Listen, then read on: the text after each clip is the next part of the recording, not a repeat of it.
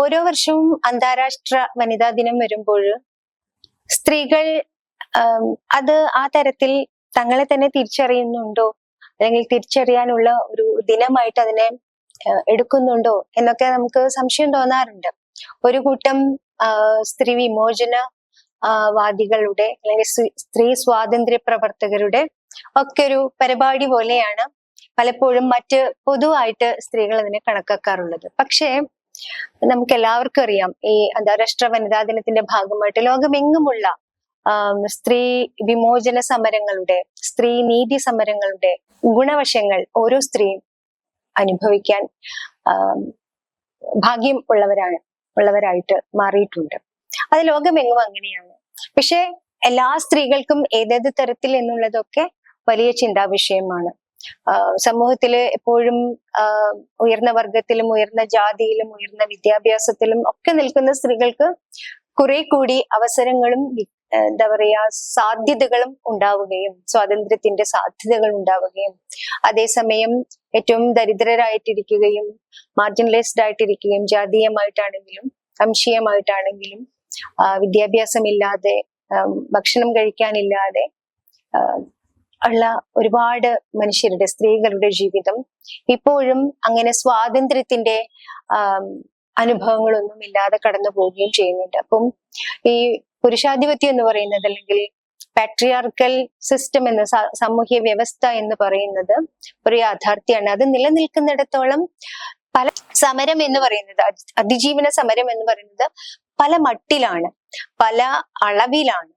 അത് ഒരു ആദിവാസി സ്ത്രീയെ സംബന്ധിച്ചിടത്തോളം, തൊഴിലാളി സ്ത്രീയെ സംബന്ധിച്ചിടത്തോളം, ദളിത് വിഭാഗത്തിൽ നിന്നുള്ള തീരെ സാമ്പത്തിക സാധ്യതകളില്ലാത്ത സ്ത്രീകളെ സംബന്ധിച്ചിടത്തോളം ഒക്കെ എത്രയോ ഇരട്ടിയാണ് സ്വന്തം ജീവിതത്തെ നിലനിർത്താനുള്ള സമരം എന്ന് പറയുന്നത്. ഒരു മധ്യവർഗത്തിന്റെ അല്ലെങ്കിൽ ഉയർന്ന അല്ലെങ്കിൽ ജാതി, ഞാൻ നേരത്തെ പറഞ്ഞ പോലെ പലതരം പ്രിവിലേജസ് ഉള്ള സ്ത്രീകളെ സംബന്ധിച്ചിടത്തോളം സ്വാതന്ത്ര്യത്തിന്റെ കുറെയൊക്കെ അർത്ഥങ്ങൾ, അനുഭവങ്ങൾ ആയിട്ട് അവർക്ക് തീർന്നിട്ടുണ്ട്. ഞാൻ പറയുക എപ്പോഴും ഇന്ത്യ എന്ന് പറയുന്നത് ഒരു വല്ലാത്ത സങ്കീർണമായിട്ടുള്ള സ്ത്രീ ജീവിതാവസ്ഥകളിലൂടെ കടന്നു പോകുന്ന ഒരു രാജ്യമാണ്. പ്രത്യേകിച്ചും നമ്മൾ ദാരിദ്ര്യത്തെ ഇപ്പോഴും മാറ്റി തീർത്തിട്ടില്ല. സ്വാതന്ത്ര്യം കിട്ടി ഇത്രയും വർഷങ്ങളായിട്ടും നമുക്ക് ജനാധിപത്യം എന്ന് പറയുന്നത് സ്ത്രീകളെ സംബന്ധിച്ചിടത്തോളം ഒട്ടും അനുഭവവേദ്യമായിട്ടില്ല. പ്രത്യേകിച്ചും ഇന്നത്തെ ഒരു തീവ്ര വലതുപക്ഷ ഹിന്ദുത്വ ഇന്ത്യൻ ഭരണകൂടം എന്ന് പറയുന്നത് ഇന്ത്യയിലെ മുസ്ലിം സ്ത്രീകളെ തീർത്തും അരക്ഷിതരാക്കിയിട്ടുണ്ട്. അതുപോലെ തന്നെ മതമൗലികവാദപരമായിട്ടുള്ള എല്ലാത്തരം മതമൗലികവാദങ്ങളും സ്ത്രീകളെ അതിന്റെ മതചട്ടക്കൂടിനുള്ളിൽ ബുദ്ധിമുട്ടിക്കുന്നുണ്ട്. ഈ കഴിഞ്ഞ ദിവസം ആത്മഹത്യ ചെയ്ത പെൺകുട്ടിയുടെ, ഷൈനിയുടെ അനുഭവങ്ങൾ നമ്മൾ കണ്ടതാണ്. വിവാഹം കഴിച്ചു കൊടുത്താൽ ആ പെൺകുട്ടികളുടെ ജീവിതത്തില് എന്ത് സംഭവിച്ചാലും സ്വന്തം വീട്ടുകാർക്ക് യാതൊരു ഉത്തരവാദിത്വവും ഇല്ല. പെൺകുട്ടികൾ മരിച്ചു പോയാലും കുഴപ്പമില്ല എന്ന് പറയുന്ന തരത്തിലുള്ള ഒരുതരം പാട്രിയാർക്കൽ വിവാഹ സമ്പ്രദായം അതിപ്പോഴും നിർബാധം തുടരുകയാണ് ചെയ്യുന്നത്. എത്രയോ കുട്ടികൾ, ഇതിപ്പോ വന്ന ഏറ്റവും അടുത്ത കേസാണ്, അതിനു മുമ്പ് എത്രയോ കേസുകൾ നമ്മൾ കണ്ടു കഴിഞ്ഞു. സ്ത്രീധനത്തിന്റെ പേരിലുള്ള മരണങ്ങൾ, കൊലപാതകങ്ങൾ, അതിനോട് ഏറ്റുമുട്ടിയിട്ടാണ് കേരളത്തിലെ സ്ത്രീമോചന പ്രസ്ഥാനം 1980-കളിലും 90-കളിലും ഒക്കെ ഏറ്റവും സജീവമായിട്ട് സംഘടിതമായിട്ട് പ്രവർത്തിച്ചിട്ടുള്ളത്. സ്ത്രീധന മരണങ്ങൾക്കെതിരെ, ബലാത്സംഗങ്ങൾക്കെതിരെ ഒക്കെയാണ്. പിന്നെ നമുക്കറിയാം, കോട്ടയത്ത് ഇരിക്കുമ്പോൾ സംസാരിക്കേണ്ടി വരുന്ന സൂര്യനെല്ലി കേസ് നമുക്കറിയാം. ഈ റിലേ റേപ്പ് എന്ന് പറയുന്ന പോലെ ഉള്ള വാക്കുകൾ പോലും നമ്മളാണ് കോയിൻ ചെയ്തിട്ടുള്ളത്. കേരളം എന്ന് പറയുന്നത് ഒരുപാട് വൈരുദ്ധ്യങ്ങളുള്ള ഒരു സംസ്ഥാനമാണ്. നമ്മൾ ഒരുപാട് വിദ്യാഭ്യാസമുള്ളവരാണ്, പുരോഗമിച്ചവരാണ്. നമുക്ക് പുരോഗമന പ്രസ്ഥാനങ്ങളുണ്ട്. നവോത്ഥാന പ്രസ്ഥാനത്തിന്റെ ജാതീയതയ്ക്കെതിരൊക്കെ ആയിട്ടുള്ള നവോത്ഥാന പ്രസ്ഥാനങ്ങൾ, അതിലെ സ്ത്രീകളുടെ പ്രശ്നങ്ങൾ അഡ്രസ് ചെയ്തിട്ടുണ്ട് എന്നൊക്കെ പറയുമ്പോഴും അതിന്റെ കുറെ നന്മകൾ നമുക്ക് ഉണ്ടെങ്കിലും ഇപ്പോഴും തിരിച്ചു പോകാനുള്ള, എപ്പോഴും തിരിച്ചു പോകാനുള്ള, പാട്രിയാർക്കിയെ വീണ്ടും വീണ്ടും സ്ഥാപിച്ചെടുക്കാനുള്ള, ജാതീയതയെ വീണ്ടും വീണ്ടും സ്ഥാപിച്ചെടുക്കാനുള്ള എല്ലാ തരത്തിലുള്ള പ്രവർത്തനങ്ങളുമാണ് നമ്മൾ കണ്ടുകൊണ്ടിരിക്കുന്നത്. അത് സ്ത്രീകളുടെ സ്വാതന്ത്ര്യത്തെ, സ്ത്രീകളുടെ ജീവിതത്തെ, സ്ത്രീകളുടെ ശരീരത്തെ, സ്ത്രീകളുടെ ലൈംഗികതയെ കീഴടക്കിക്കൊണ്ട്, ആക്രമിച്ചുകൊണ്ട്, നിയന്ത്രിച്ചുകൊണ്ട് ആണ്. അപ്പം പെൺകുട്ടികൾ വിദ്യാഭ്യാസം ചെയ്യുകയും തൊഴിലെടുക്കുകയും സ്വന്തമായിട്ടുള്ള വരുമാനം ഉണ്ടാക്കുകയും സ്വന്തം സ്വാതന്ത്ര്യത്തിനനുസരിച്ച്, സ്വന്തം ഇച്ഛകൾക്കനുസരിച്ച് ജീവിക്കാനായിട്ട് തീരുമാനിക്കുകയും ചെയ്യുമ്പോഴാണ് യഥാർത്ഥത്തിൽ സ്ത്രീകൾക്ക് സ്വാതന്ത്ര്യത്തിലേക്ക് ഒരു കാൽച്ചുവട് വെക്കാൻ പറ്റുക എന്ന് പറയുന്നത്. നമ്മൾ മുമ്പ് 19-ാം നൂറ്റാണ്ടിന്റെ ആദ്യ ദശകം മുതൽ 19-ാം നൂറ്റാണ്ടിന്റെ ഒരു മധ്യവും പിന്നിട്ടിട്ട് നമ്മൾ കണ്ടതാണ് സ്ത്രീകൾ മാറുമറയ്ക്കാൻ വേണ്ടി സമരം ചെയ്തതിന്റെ ചരിത്രം. പുസ്തകങ്ങളിലെല്ലാം എഴുതപ്പെട്ടിട്ടുള്ള ചരിത്രമാണത്. പക്ഷെ അവിടെ നിന്ന് നമ്മളിപ്പോ സാരി ഉടുക്കാനും ചുരിദാർ ഇടാനും ജീൻസ് ഇടാനും ചെറിയ വസ്ത്രങ്ങൾ ധരിക്കാനും ഒക്കെ നമ്മൾക്ക് സാധ്യതകൾ ഉണ്ടായിട്ടുണ്ട്. പക്ഷെ ഓരോ പ്രാവശ്യവും നമ്മൾ ഇപ്പോ സാരിയിലേക്ക് വരുമ്പോൾ അതിന്റെ ബ്ലൗസ് എങ്ങനെ വേണം, അല്ലെങ്കിൽ ചുരിദാറിലേക്ക് വരുമ്പോൾ അതിന്റെ ഇറക്കം എന്ത് വേണം, അങ്ങനെ തുടങ്ങിയിട്ടുള്ള ഒരുപാട് കാര്യങ്ങൾ സ്ത്രീകൾ സ്വന്തം ഇച്ഛയാൽ പ്രാവർത്തികമാക്കിയിട്ടുണ്ട്. അത് അത്ര എളുപ്പത്തിൽ കിട്ടിയിട്ടുള്ള ഒരു സ്വാതന്ത്ര്യമല്ല. സത്യത്തിൽ അധ്യാപികമാർക്ക് സാരി മാത്രമേ ഉടുക്കാൻ പാടുള്ളൂ എന്ന് പറയുന്ന ഒരു അലിഖിത നിയമം ഉണ്ടായിരുന്നു. അതൊക്കെ എത്രയോ സമരം ചെയ്തിട്ടാണ് ഈ അടുത്ത കാലത്താണ് ചുരിദാറും ഇടാം എന്നൊക്കെ പറയുന്ന ഒരു അവസ്ഥ ഉണ്ടായിട്ടുള്ളത്. അപ്പൊ പോലും പെൺകുട്ടികൾ മുട്ടിന് മേലെ ഇറക്കം മാത്രമുള്ള ഡ്രസ്സൊക്കെ ഇട്ട് നടന്നു കഴിഞ്ഞാൽ ആർക്കും കയറി ഉപദ്രവിക്കാം എന്ന് പറയുന്ന ഒരു സോഷ്യൽ ഒരു ലൈസൻസ് പുരുഷന്മാർക്കുണ്ട്.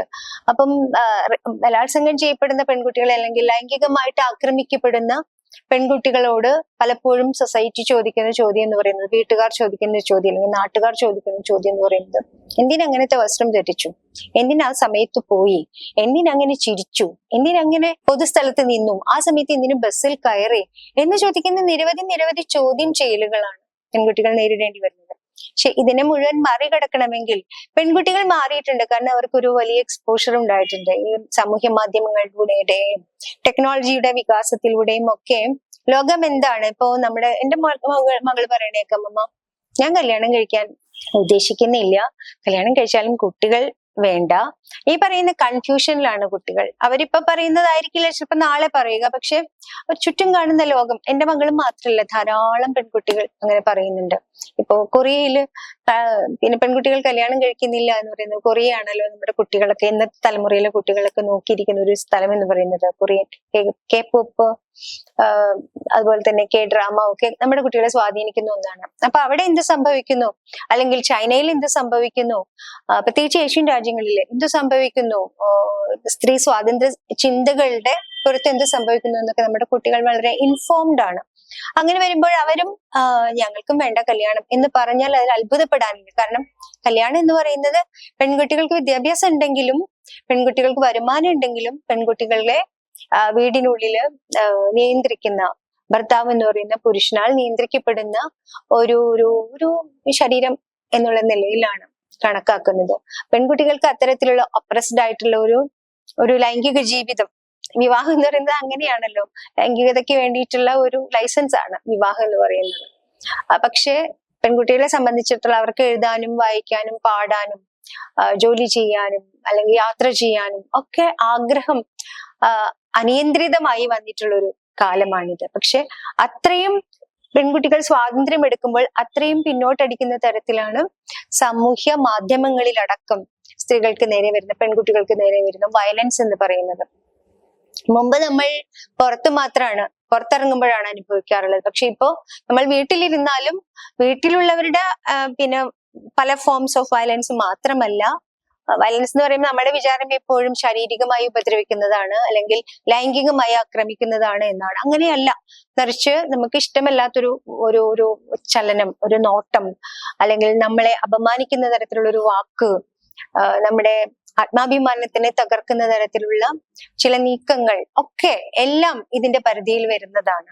നിരന്തരമായിട്ട് വാക്കുകൾ കൊണ്ട് അബ്യൂസ് ചെയ്യുന്നത്, യഥാർത്ഥത്തില് ഒരു സ്ത്രീയെ തകർക്കുന്നതിന് തുല്യമാണ്. അങ്ങനെ വീടിന്റെ ഉള്ളിൽ പലപ്പോഴും അടുക്കളയിൽ തന്നെ ജോലി ചെയ്യണം, ഭക്ഷണം ഉണ്ടാക്കിയില്ലെങ്കിൽ ചീത്ത കേൾക്കുക, ഉണ്ടാക്കിയ ഭക്ഷണത്തിന് രുചിയില്ലെങ്കിൽ ചീത്ത കേൾക്കേണ്ടി വരിക, കുറച്ച് സമയം അധിക സമയം കിടന്നുറങ്ങിയാൽ ചീത്ത കേൾക്കേണ്ടി വരിക, കുറച്ച് സമയം വൈകി വീട്ടിൽ വന്നാൽ ചീത്ത കേൾക്കേണ്ടി വരിക.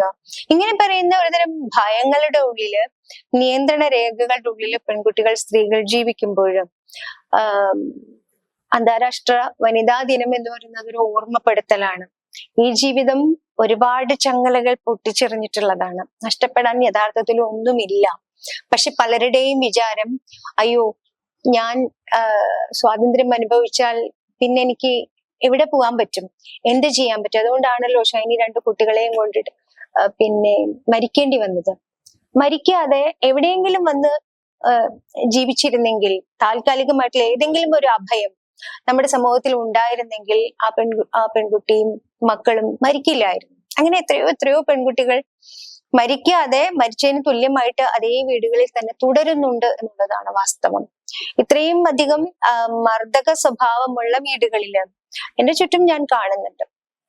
ധാരാളം കുടുംബങ്ങളുടെ ഉള്ളിൽ പലതരത്തിലുള്ള മർദ്ദക സ്വഭാവത്തിന്റെ ഇരകളായിക്കൊണ്ട് സ്ത്രീകൾ ആ വീട് വിട്ടിറങ്ങിയാൽ സ്വന്തം വീട്ടിൽ കയറ്റില്ല, സ്വന്തം വീട്ടിലേക്ക് പോകാൻ പറ്റില്ല എന്നുള്ളത് കൊണ്ട് മാത്രം ഇതെല്ലാം സഹിച്ചുകൊണ്ട് ജീവിക്കുന്നുണ്ട്. ആ സ്ത്രീകൾ മാത്രമല്ല, അവരുടെ കുഞ്ഞുങ്ങളും ഇത്തരത്തിലുള്ള വലിയ അരക്ഷിതത്വം, അസമാധാനം, അല്ലെങ്കിൽ അസ്വാതന്ത്ര്യം, ഭയം എല്ലാം അനുഭവിക്കുന്നുണ്ട് എന്നുള്ളതാണ് ഈ 2 കുഞ്ഞുങ്ങളുടെ കൂടെ മരണം നമ്മളോട് ചൂണ്ടിക്കാണിക്കുന്നത്. പല കുട്ടികളും മയക്കുമരുന്നിന് അടിമകളാവുന്നുണ്ട്. ആൺകുട്ടികളും പെൺകുട്ടികളും ഒക്കെ പലതരത്തില് ഈ വീടിന്റെ ഉള്ളിൽ, മർദ്ദക സ്വഭാവമുള്ള വീടിന്റെ ഉള്ളിൽ നിന്ന്, ചിലപ്പോ ഞാൻ പറഞ്ഞില്ലേ, അച്ഛൻ അടിക്കണമെന്നില്ല, അല്ലെങ്കിൽ ബാക്കിയുള്ളവർ അടിക്കണമെന്നില്ല, അല്ലാതെ തന്നെയുള്ള ഈ ഒരുതരം അസ്വാതന്ത്ര്യം, ചലനത്തെ അല്ലെങ്കിൽ വാക്കുകളെ അല്ലെങ്കിൽ ഭാഷയെ ഒക്കെ നിയന്ത്രിക്കുന്ന തരത്തില് ഉള്ള പെരുമാറ്റം, ഒരു നോട്ടം മതിയാവും. അല്ലാതെ നോക്കുമ്പോ മൂത്രമൊഴിക്കുന്ന കുട്ടികളെ ഞാൻ കണ്ടിട്ടുണ്ട്, പേടിച്ച് മൂത്രമൊഴിക്കുന്ന കുട്ടികളെ കണ്ടിട്ടുണ്ട് ഞാൻ. അപ്പം ഇത്തരത്തില് ഒരു ജനാധിപത്യമില്ലായ്മ, സ്വാതന്ത്ര്യമില്ലായ്മ, നീതിയില്ലായ്മ, എന്താ പറയാ, ശാന്തതയില്ലായ്മ ഒക്കെ സ്ത്രീകളുടെ ഒരു ദൈനംദിന ജീവിതത്തിൽ ഇങ്ങനെ തുടർന്നുകൊണ്ടിരിക്കുകയാണ്. അതിനെ ഇങ്ങനെയൊക്കെ മാറ്റം വരുത്താൻ പറ്റും എന്നുള്ളതിന്റെ ഒരു ആലോചന ഓരോ വർഷവും നമ്മളെ കുറച്ചും കൂടി ഒന്ന് പിടിച്ചു കുലുക്കുന്ന തരത്തിൽ വരുന്നതാണ് ഈ അന്താരാഷ്ട്ര വനിതാ ദിനം എന്ന് മാത്രമേ എനിക്ക് പറയാനുള്ളൂ. ഓരോ ദിവസവും ഓരോന്നാണ്. അതിൽ ഒരു വനിതാ ദിനം വരുന്നു. ആ വനിതാ ദിനം വരുമ്പോൾ അതും ഇപ്പം മാർക്കറ്റിന്റെ പിന്നെ ഉൽപ്പന്നങ്ങൾ വിറ്റഴിക്കാനുള്ള ഒരു ദിവസമായിട്ട് കാണുന്നത് പോലും സങ്കടകരമാണ് സത്യത്തില്. അതൊരു സെലിബ്രേഷൻ, ഏത് തരത്തിലാണ് അത് സെലിബ്രേഷൻ ആവേണ്ടത്? നേടിയെടുത്ത അവകാശങ്ങൾ നിലനിർത്താനും പുതിയ അവകാശങ്ങൾ, നീതി സ്ഥാപിച്ചെടുക്കാനും നമുക്ക് കഴിയുമ്പോഴാണ് അത് ഭയങ്കരമായിട്ടുള്ള ഒരു വലിയ സെലിബ്രേഷൻ ആയിട്ട് നമുക്ക് കാണാൻ പറ്റുക. പക്ഷെ നമ്മുടെ ചുറ്റുമുള്ളവർ മരിച്ചുകൊണ്ടിരിക്കുന്നു, അല്ലെങ്കിൽ ഭയപ്പാടിൽ കഴിയുന്നു. അപ്പൊ നമുക്ക് ചരിത്രത്തെ നമ്മോട് ചേർത്ത് പിടിക്കുകയും, പോരാട്ടത്തിന്റെ ചരിത്രത്തെ നമ്മോട് ചേർത്ത് പിടിക്കുകയും, ഇന്ന് അതിജീവിക്കാനായിട്ട് നാം നമ്മുടെ സഹോദരങ്ങളെ സഹായിക്കുകയും അല്ലെങ്കിൽ പിന്തുണയ്ക്കുകയും നാളെയിലേക്ക് നമുക്ക് ഒന്നിച്ചു പോകാനാവുകയും ചെയ്യുമ്പോഴാണ് അന്താരാഷ്ട്ര വനിതാ ദിനം എന്ന് പറയുന്നത് സാർത്ഥകമാകുക.